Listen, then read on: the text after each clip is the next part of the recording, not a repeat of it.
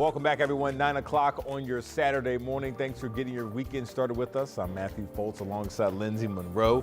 Hopefully your morning's off to a great start, hopefully a warm start, that is. And you really want to have those heaters and heat turned on because, Lindsay, that temperature is slowly going to be dropping. And we've already seen some snowflakes make its way to central Indiana. And western Indiana already seeing a pretty steady snowfall rate. Only going to become more widespread as we get you into the mid-morning and then into the early afternoon. So let's start with, well, what it looks like outside right now, and that is the light snow moving around the Indy Metro.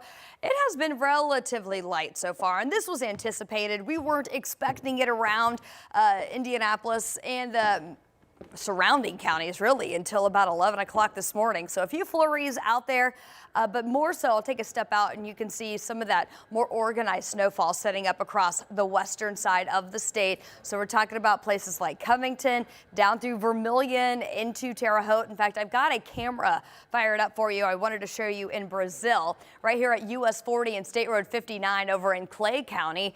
And this is where we're starting to see some pretty organized snow falling as you got these flurries flying around in this camera view. But obviously it is still relatively light. We are just getting things started. Roads still looking pretty good over in west central Indiana. Let's put this into motion. We will fast forward through the day. Want to keep you updated on when we do anticipate that most organized snowfall moving in. This is 11 o'clock. Let's fast forward through about noon. And then we'll go to 4 p.m. And you'll notice that once that snow moves in, it's going to come down fairly steadily. And there will be some heavier snow bands embedded within this whole area of snow. But also wanted to point out what's going on in southern Indiana. This is our latest update from the high resolution weather model. So it does give us a very good idea of kind of what's going on out there right now and how that's going to play out in the future. And it looks like we're going to run into some drier air in our southernmost counties. So there's going to be a pretty quick cutoff, basically south of Bloomington and Columbus. Seymour and Bedford, I think, see significantly less snow than the rest of the state through the course of the day. This will take us through 6 p.m. Snow wraps up from west to east after 8 o'clock tonight. And then we'll be dealing with those bitterly cold temperatures overnight tonight, really through Monday morning. We'll talk more about that and your snowfall potential in your full forecast. All right, thanks, Lindsay. Well, we continue to follow breaking news. A state trooper is recovering this morning after his cruiser was hit by a drunk driver. So this is video from the scene and what it looked like around 5 o'clock this morning.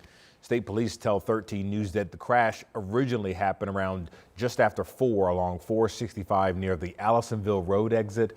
Police tell us that the driver rear-ended the trooper in the middle of the interstate and that driver is now under arrest for driving while intoxicated. So NDOT Force reported a semi-truck was involved in a crash in that area, but state police did not mention the semi when we spoke to them. Obviously, you can see there the left hand of your screen there looks like to be a semi-truck at that scene. Again, we're still working to learn more details on that, but we do know the crash shut down all westbound lanes and 1 eastbound lanes. Those lanes are now slowly opening back up. But of course, as we learn more from state police, we'll keep you updated both here on 13 Sunrise as well as our website at WTHR.com. This morning, we're also learning a high school basketball referee died after collapsing in the middle of a game. The Monrovia High School athletic director confirms to 13 News that it happened last night during a girls' basketball game. We're told the ref collapsed on the court during a play with about 6 minutes left in the second quarter. Staff and emergency responders immediately tried to save him, but he died inside the gym. Fans were also evacuated during that emergency before officials suspended the game. All games were also suspended for the evening, plus the girls' game that was scheduled for today. Right now, 13 News is still working to learn the name of the ref and exactly how he died. The school says they also plan to have counselors available for anyone who needs support.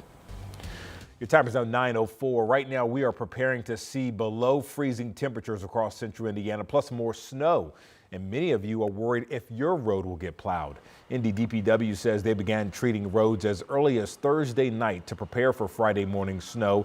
Most of that has melted, but more rural and residential streets still need some help getting cleaned. And many neighbors that 13 News spoke with on the near north side tell us that the city ignores their streets when it snows, and they're worried the same could happen this weekend.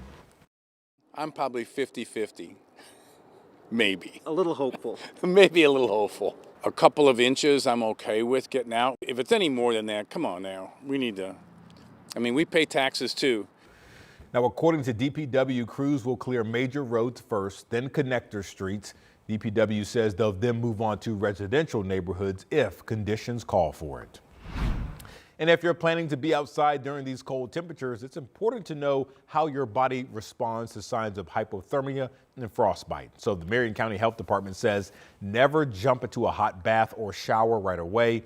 That can put added strain on your heart. They say it's better to gradually warm up and really to know when it's time to get help. Our average temperature is 98.7 Fahrenheit or 37.5 centigrade. If your core temperature ever gets to 95 Fahrenheit or 35 centigrade, if it gets that low, that's a dangerous level. That is nothing that you can treat on your own. Get to the nearest urgent care or emergency center immediately. Now, that was Dr. Virginia Kane, who you just heard from. The Indiana Department of Health says they have warming centers and shelters open across the state to help people stay warm. We do have those locations and times for you at WTHR.com. And remember, you can track where crews have plowed this weekend using the Indy Snow Force Viewer. The streets highlighted in blue show where progress has been, plowing is happening in real time. The other colors indicate which streets have already been plowed. You can also find the map on our website at WTHR.com. And remember, you can keep up with important weather updates on the live Doppler 13 weather app. It's free for you in your phone's app store. Well, right now, many organizations are giving back for the holidays, and this morning, Judah Ministries is hosting a free toy drive, hoping to put smiles on many kids and parents' faces. Our Logan Gay is on the near north side where they are getting ready for today's event that is set to begin in just under an hour. And Logan, how's things going out there now? Hey, Matthew. Well, the snow's coming down, but the work has not stopped. In fact, it's increased. You can see the progress behind me. On the ground now, you see all these toys, and they're organized by age and gender and just everything else. There's also coats and footwear. There's Christmas stockings. There's basketballs. There's food. There's hot chocolate.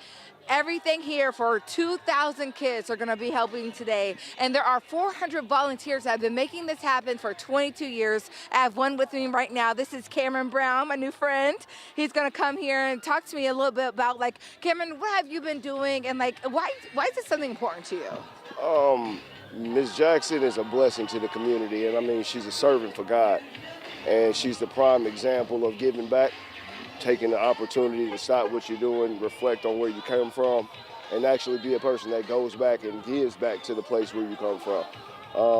I personally am the director at one of the child care's Pride Academy, so her immediate mission is always giving back daily.